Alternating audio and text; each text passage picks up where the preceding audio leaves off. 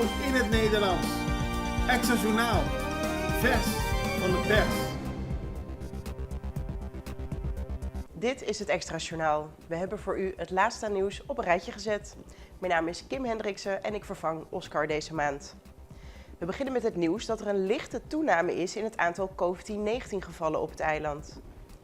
Maar dit is volgens epidemioloog Iralies Jansen geen reden tot paniek.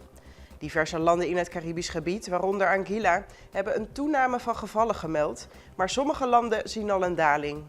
Op Curaçao wordt de situatie nauwlettend gemonitord en er zijn enkele ziekenhuisopnames, maar de situatie blijft beheersbaar.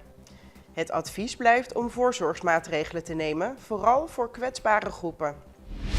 Ja, en het warme seizoen is weer begonnen. Dat merkt iedereen op het eiland, maar vooral ook de mensen in een klaslokaal. Daarom heeft minister Citré van Heijdorn van Onderwijs, Wetenschap, Cultuur en Sport hittepakketten overhandigd aan scholen om hitte te bestrijden. Dit pakket bevat ventilatoren, koelers en airconditioners.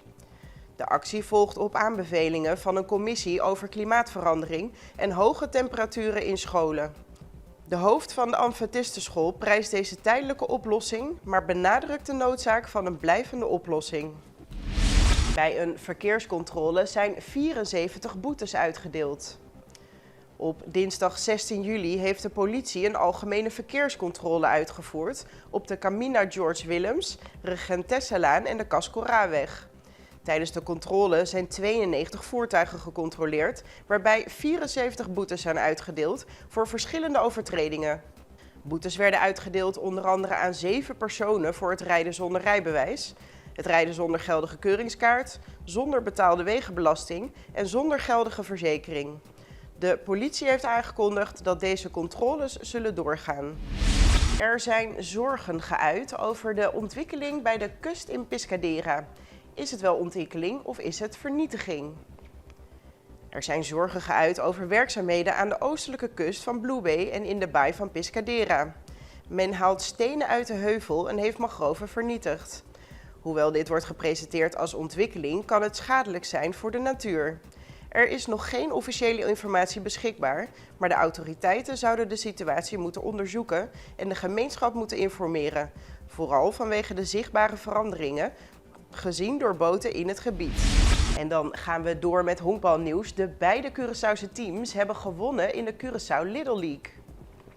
Het Caribisch kampioenschap Little League ging gisteren verder en zowel de Liga Pabao als Liga Pariba hebben hun tweede overwinning behaald.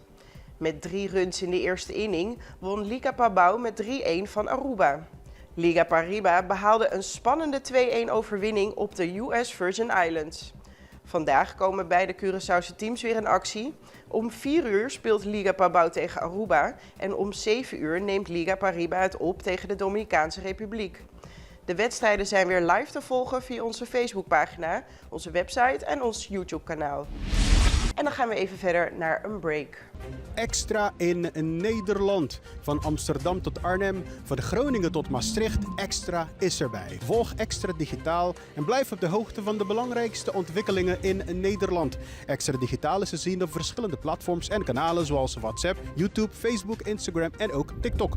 Wilt u ons op de hoogte brengen van een evenement of iets doorgeven? Neem contact op via WhatsApp, e-mail, Facebook of bel gewoon 06 1364 2945. Volg of abonneer je op Extra Digitaal. Klik aan en volg ons.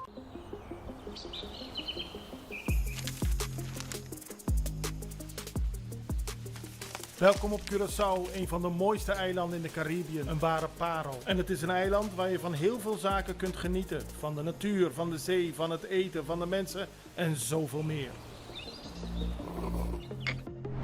Curaçao is een eiland waar heel veel gebeurt op het gebied van politiek, cultuur, sport en zoveel meer. Een Extra Journaal brengt het belangrijkste nieuws van Curaçao. Maar we hebben ook aandacht voor al het nieuws op Bonaire en Aruba en op de bovenwinden, Saba, Sint Maarten en Sint Eustatius.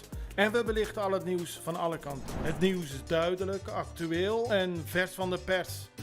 Extra Journaal, elke werkdag op Salto. Op Curaçao zijn we de hele dag bezig met het maken van Extra Journaal. Volg ons op je favoriete Amsterdamse zender Tower op.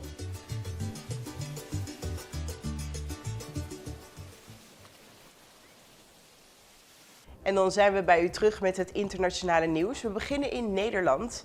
Daar geven hogescholen extra aandacht aan Caribische studenten.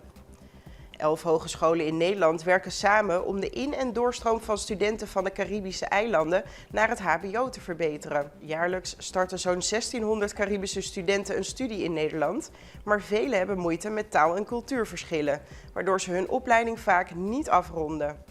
Extra opvang en begeleiding zijn cruciaal. De samenwerking, onderdeel van het CEA-programma, richt zich op betere voorbereiding en begeleiding en intensievere samenwerking tussen onderwijsinstellingen in het Koninkrijk. En op Aruba is een Colombiaanse piloot aangehouden nadat hij een ongeldige licentie had. De Arubaanse airportautoriteiten hebben een Colombiaanse piloot aangehouden die vanaf de Prinses Beatrix luchthaven met een valse licentie wilde vertrekken. De aanhouding gebeurde in samenwerking met het korpspolitie, de Koninklijke Marechaussee en de civiele luchtvaartautoriteit. De man arriveerde afgelopen weekend op Aruba. Dinsdagmiddag meldde hij zich aan de zuidzijde van de luchthaven om met een vliegtuig te vertrekken. Zijn bestemming is niet bekendgemaakt. Na analyse van zijn vluchtpapieren bleek dat zijn vliegbuffet vals was. Hij had geen geldige licentie om een vliegtuig te besturen. De autoriteiten hebben de man ondervraagd en vervolgens om politie-escorte gevraagd. Hij is aangehouden voor poging tot misleiding van de Arubaanse autoriteiten. En in Nederland is de MH17 vliegramp herdacht. En daarmee ook de Curaçaose Kevin Jesseroen, die daarbij om het leven is gekomen. Kevin Jesseroen, een 43-jarige Arubaan en Curaçaoenaar, was een van de passagiers van Malaysia Airlines vlucht MH17, die precies 10 jaar geleden, op 17 juli 2014, werd neergeschoten boven Oost-Oekraïne. Jesseroen, een voormalig kandidaat voor de politieke partij PAIS, werd door politiek leider Alex Rosaria herinnerd als een goed mens en een waardige vertegenwoordiger van zijn familie. Jesseroen was in Nederland om de diplomering van zijn broer bij te wonen, voordat hij aan boord ging bij de fatale vlucht. En dit was het weer voor vandaag. Wij zijn er morgen weer en ik hoop u ook. Tot dan!